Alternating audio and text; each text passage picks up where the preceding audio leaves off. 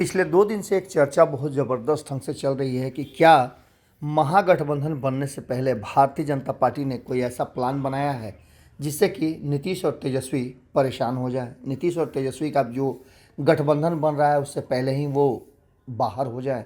इन सारी बातों को लेकर के चर्चा जो हो रही है उसके पीछे कुछ न कुछ ऐसा है जो महागठबंधन के बीच घटित हो रहा है। आपको बता दें कि 2024 के चुनाव की तैयारियां शुरू हो गई हैं।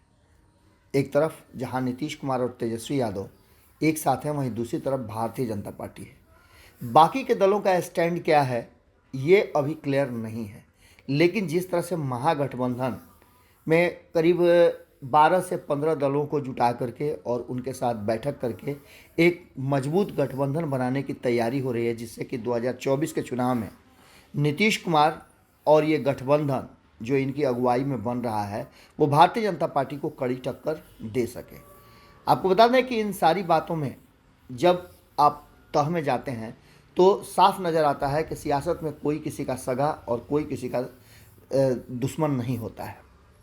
इन बातों को लेकर के बिहार की राजनीति तो सबसे पहले उदाहरण रही है इन सब चीज़ों का। यहाँ कौन कब किसका दोस्त बन जाए और कब कौन किसका विरोधी बन जाए ये कहना मुश्किल है, लेकिन इसी बीच में मैदान में सभी छत्रप उतर गए हैं। अब चूंकि 2024 के चुनाव में 1 साल से कम भी समय बचा हुआ है, यही दोस्ती और दुश्मनी का खेल राज्य के राजनीतिक दलों ने शुरू कर दिया है।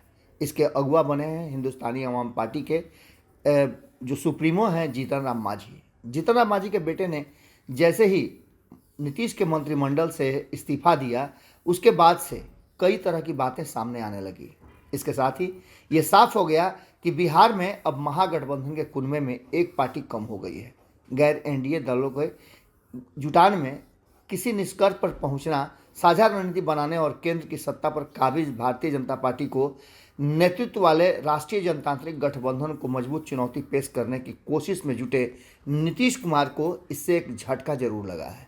बिहार में लोकसभा चुनाव के लिए जो सियासी जाल बिछाया गया है उसमें एक तरफ नीतीश कुमार हैं, तेजस्वी यादव है, तो दूसरी तरफ 12 दलों के विपक्षी दल जो है वो भारतीय जनता पार्टी को कहीं ना कहीं टक्कर देने की तैयारी कर रहे हैं। आपको बता दें महागठबंधन है तो दूसरी तरफ भारतीय जनता पार्टी का एनडीए, इन दोनों ही खेमे में अब ये होड़ लग गई है कि कौन खेमा कितना मजबूत होता है और किस में कितने लोग जुड़ते हैं। हालांकि अभी भी ये संशय की बात है कि 23 तारीख को होने वाला जो महागठबंधन का बैठक है उसमें कितने दल आएंगे और किस तरह से इस पर सहमति बन पाएगी। लेकिन एनडीए में धीरे धीरे अब ये संभावनाएं व्यक्त की जाने लगी है कि एनडीए कहीं ना कहीं कुछ ऐसा करने वाला है जिससे कि अधिक से अधिक दल उसके साथ जुड़ जाए।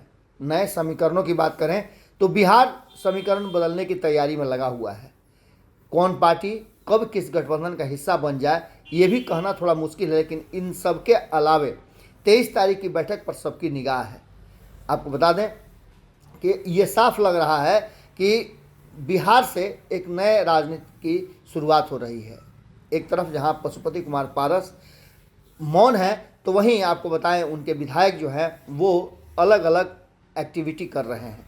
एक तरफ जहां विकासशील इंसान पार्टी के मुकेश सहनी की सक्रियता कम ही दिखाई पड़ रही है, विधानसभा चुनाव से पहले शोर शराबे के साथ वो अस्तित्व को तलाश करने में जुटे हुए थे, वहीं आपको बता दें कि और कई भी बातें सामने आ रही हैं। कहा तो ये जा रहा है कि उन्होंने भी अपना डिमांड रख दिया है। जीतन राम मांझी की पार्टी 2024 के लोकसभा चुनाव से पहले एनडीए के विस्तार को लेकर काम कर रही बीजेपी के साथ जा सकती है। इन कयासों को जीतन राम मांझी ने हालांकि अभी तक इनकार किया है, लेकिन जो बातें अब भीतर खाने में चल रही है कि गृहमंत्री अमित शाह से मुलाकात के बाद या ऐसी हवा चली थी कि सब कुछ तय हो गया है।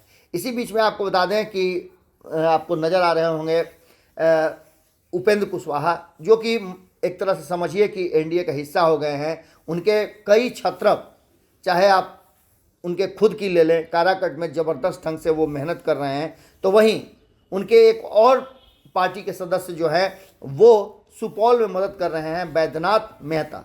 इसके साथ साथ अभी कई नाम हैं जो तैयारियां कर रहे हैं। आप कई लोगों ने नाम नहीं रखने की शर्त रखी है, वरना आपको बताते कि कम से कम 1 दर्जन के आसपास आरएलजेडी के जो उपेंद्र कुशवाहा की पार्टी है वहाँ के भी कई नेता हैं जो चुनाव की तैयारी शुरू कर चुके हैं। आपको बता दें कि इसके साथ साथ चुनाव की तैयारी तो एलजेपीआर के भी जो चिराग पासवान की पार्टी है उसके भी कर चुके हैं और ऐसा लगता है कि ये सब कुछ तय हो जाएगा। आपको बता दें कि इन सारी बातों को लेकर के लगातार दिल्ली में भी बैठकों का दौर जारी है और दिल्ली में जो बैठक चल रही है वो साफ दर्शा रही है कि भारतीय जनता पार्टी अपनी तैयारियां शुरू कर चुकी है। इसी बीच में कई तरह की बातें सामने आ रही है और ख़ास करके एक बात जो बहुत मजबूती के साथ कही जा रही है कि जो बिहार के दलित नेता हैं और दलित नेताओं से जुड़ी हुई पार्टियां हैं, दलित समाज से जुड़ी हुई पार्टियां हैं,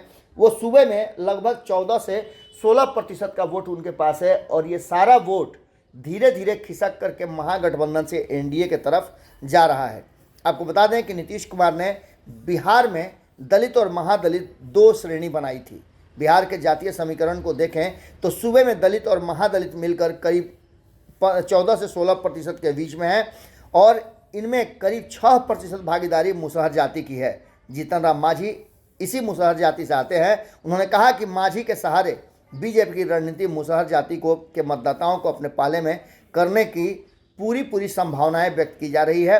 वहीं आपने देखा होगा कि किस तरह से अभी जीतन राम मांझी ने के बेटे ने मंत्रिमंडल से इस्तीफा दिया ही था कि मुसहर वोटों को एकजुट करने के लिए रत्नेश सदा को बुला करके अचानक से उन्हें मीटिंग में शामिल करके मंत्री पद देने की तैयारी शुरू हो चुकी है। कहा तो ये जा रहा है कि 18 तारीख को उनका शपथ ग्रहण भी होगा। हमने भी जब बात किया तो उन्होंने संभावनाएं व्यक्त की, लेकिन आप एक बात समझ के चलिए कि राष्ट्रीय लोक जनशक्ति पार्टी और मायावती की बहुजन समाज पार्टी ये भी दलितों की पार्टी कही जाती है। तो रामविलास पासवान के भाई पशुपति कुमार पारस भी एक ऐसे गठबंधन का हिस्सा है जो दलितों की पार्टी है।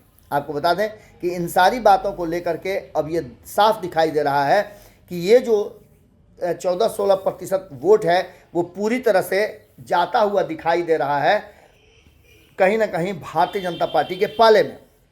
भारतीय जनता पार्टी के स्ट्रेटजी हर हाल में नीतीश कुमार के अलग होने से जो वोट हैं उसको अपने पाले में करने का है। इन सारी बातों को लेकर के आपको बता दें कि जिस तरह से दलित वोटरों को लुभाने के लिए, हालांकि हम और भी समाज के वोटों की बात करेंगे, लेकिन वर्तमान सिर्फ जीतन राम मांझी के पाला बदलने से ये साफ नज़र आ रहा है कि 14-16% जो वोट है दलित का, उसमें से अधिकांश वोट ट्रांसफ़र होकर के एनडीए की तरफ जाएगा और नीतीश कुमार की जो कमी है वो पूरा कर लिया जाएगा। इन सारी बातों को लेकर के बिहार ने एक बार फिर से एक ऐसा समीकरण बनाया है जिसमें कहीं ना कहीं ये पूरी तरह से साफ नज़र आ रहा है कि भारतीय जनता पार्टी का ये पासा बिल्कुल सही दिशा में जा रहा है और इसके सही दिशा में जाने से अब बिहार में जो स्थितियां उत्पन्न हो रही हैं वो भीतर ही भीतर भारतीय जनता पार्टी अपने पक्ष में बना रही है। गठबंधन बनाने से पहले नीतीश और तेजस्वी को भारतीय जनता पार्टी ने गेम से आउट कर दिया है। आपको बता दें कि लगभग 30% का वोट तेजस्वी यादव का और 10% वोट का दावा करने वाले नीतीश कुमार अब कहीं ना कहीं पिछड़ते नजर आ रहे हैं।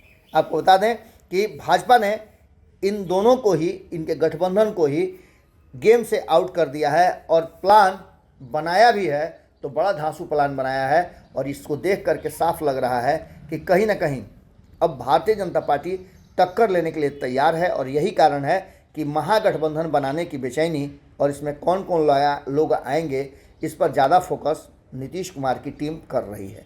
जुड़े रहिएगा भारत लाइव के साथ, खबरों का सिलसिला लगातार जारी। अगर ये वीडियो पसंद आई और वह बिहार के राजनीति और बिहारियत से सरोकार रखेनी तो सब्सक्राइब बटन दबा के चैनल के सब्सक्राइब कर ली। ओजे एगो घंटी बा, ओकरा बटन दबा देला से कुल सटीक और मारक खबर रुआ मुफ्त में मिल जाई। अगर रुआ पत्रकारिता के हमनी के नया प्रयोग में सहयोग कर चाहतानी तो ज्वाइन बटन दबा दी। पेटीएम नंबर नोट कर ली 9386816700। धन्यवाद।